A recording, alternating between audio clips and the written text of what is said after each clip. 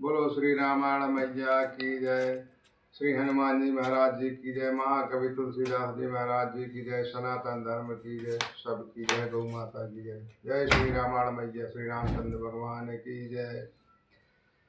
जहाँ लगी कहे पुराण सोते, एक एक सब जाग। बार सहस्त्र सहस्त्र निप, किए सहत अनुराग। लखन सिया रामचंद्र की जय।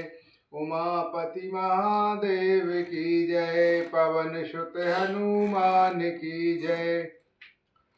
वेद और पुराणों में जितने प्रकार के यज्ञ कहे गए हैं, राजा ने एक एक करके उन सब यज्ञों का प्रेम सहित एक एक हजार बार किया।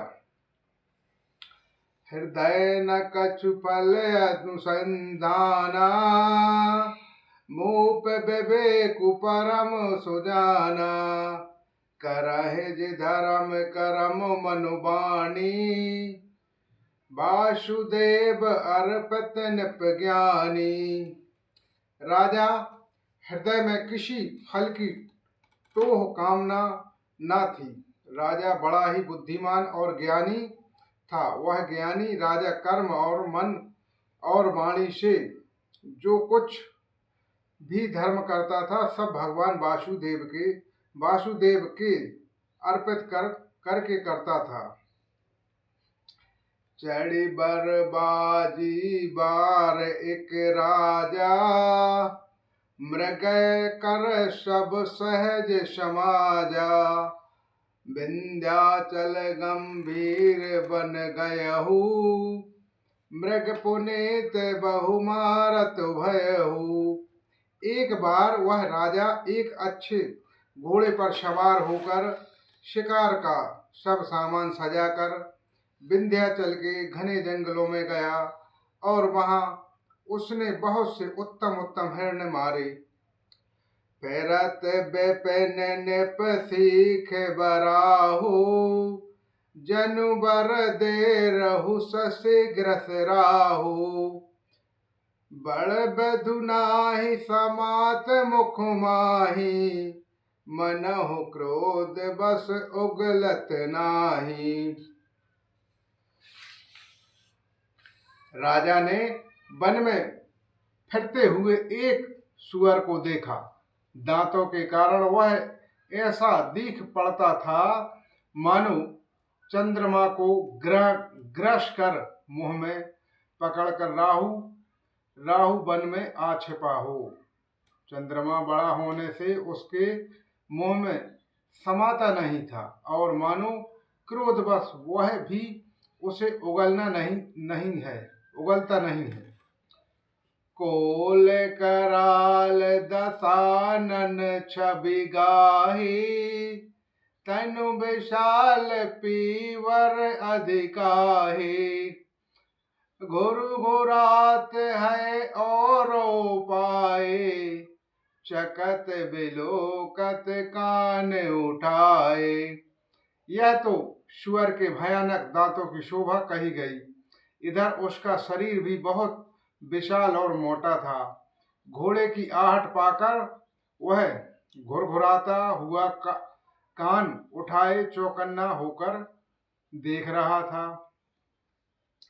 नील महीधर शिखर सम, देख विशाल वराहु।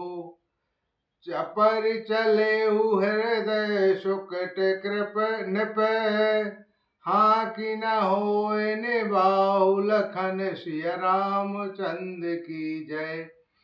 उमापति महादेव की जय। पवन सुत हनुमान की जय। नील पर्वत के शिखर के समान विशाल शरीर वाले उस सुअर को देखकर राजा घोड़े को चाबुक लगाकर तेजी से चला और उसने सुअर को ललकारा कि अब तेरा बचाव नहीं हो सकता है। आवत देखी अधिक रवोबाजी, चले बराह मारो तर गति भाजी। तुरंत कीन निप सर संधाना, महिमल गाऊ बिलोकत माना। अधिक शब्द कहते हुए घोड़े को अपनी तरफ आता देखकर सुअर पवन वेश से भाग चला। राजा ने तुरंत ही बाण को धनुष पर चढ़ाया। सुअर बाण को देखते ही धरती में दुबक गया। ताकि ताकि तीर महेश चलावा, हरि छल सुअर शरीर बचावा। प्रकटन तुरंत जाय मृग भागा, ऋष बश भूप चले संग लागा। राजा तक तक कर तीर चलाता है, परंतु सुअर छल करके शरीर को बचाता जाता है। वह पशु कभी प्रकट होता है, कभी छिपता हुआ भाग जाता है, और राजा भी क्रोध के बस उसके साथ पीछे लगा चला जाता है। गयो दूर घन गहन बराहु, जहना हिन गज बाज निवाहु। अति अकेल बन विपुल कलेशु, तद्यपि मृग मग तज नरेशु। सुअर बहुत दूर ऐसे घने जंगल में चला गया जहां हाथी घोड़ा निवाह गम नहीं था। राजा बिल्कुल अकेला था और वन में कलेश भी बहुत था। फिर भी राजा ने उस पशु का पीछा नहीं छोड़ा। कोल बिलो के भूप बड़ धीरा, भागी पैठ गिरे गोह गंभीरा। अगम देखन पे अति पछताए, फरेहु महावन परेहु भुलाए। राजा को बड़ा धैर्यवान देखकर सुअर भागकर पहाड़ी की एक गहरी गुफा में जा घुसा। उसमें जाना कठिन देखकर राजा को बहुत पछता कर लौटना पड़ा, पर उस घोर वन में वह रास्ता भूल गया। खेद खिन्न क्षुदत तुषात, राजा बाज समेतु। खोजत व्याकुल सरस सर, जल बिन भयो अचेतु। लखन श्री रामचंद्र की जय, उमापति महादेव की जय, पवन सुत हनुमान की जय। बहुत परिश्रम करने से थका हुआ और घोड़े समेत भूख प्यास से व्याकुल राजा नदी तालाब खोजता खोजता पानी बिना बेहाल हो गया। पैरत बेपन आश्रम को देखा, तहे बसन पति कपिल मुनि भेषा। जासु देश नपलीन छड़ाई, समर सैन तज गयो पराई। वन में फिरते फिरते उसने एक आश्रम देखा। वहां कपट से मुनि का भेष बना के एक राजा रहता था। उसका देश राजा प्रताप भानु ने छीन लिया था, और जो सेना को छोड़कर युद्ध से भाग गया था। समय प्रताप भानु करो जाने, आपन अति असमय अनुमानी। गौना ग्रह मन बहुत गलानी, मिले न राजहि नृप अभिमानी।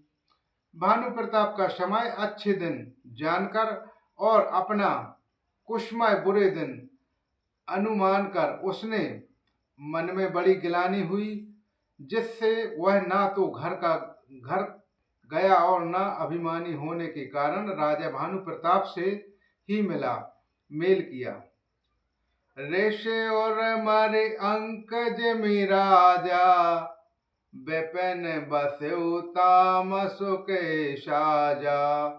तासु समीप गबन नपकीना, यह प्रताप रबित ही तब चीना। दरिद्र की भांति मन ही में क्रोध को मारकर वह राजा तपस्वी के भेष में वन में रहता था। राजा प्रताप भानु उसी के पास गया। उसने तुरंत पहचान लिया कि यह भानु प्रताप हैं। राउत त्रसत नहीं सो पहचानी, देख सुबेश महामुनि जानी। उतरहु तो गलत कीन प्रणामा, परम चतुर कहून जय नामा। राजा प्यासा होने के कारण व्याकुलता में उसे पहचान न सका। सुंदर वेश देखकर राजा ने उसे महामुनि समझा और घोड़े से उतरकर उसे प्रणाम किया, परंतु बड़ा चतुर होने के कारण राजा ने उसे अपना नाम नहीं बतलाया। भूपति त्रसति बिलोकत ही, सरबरु दीन दिखाई। मंजन पान समेत है, कीने नपति हर शाई। लखन सिया रामचंद्र की जय, पवन सुत हनुमान की जय। राजा को प्यासा देख के उसने सरोवर दिखला दिया। हर्षित होकर राजा ने घोड़े सहित उसमें स्नान और जलपान किया। बोलो श्री रामायण मैया की जय, पवन सुत हनुमान की जय।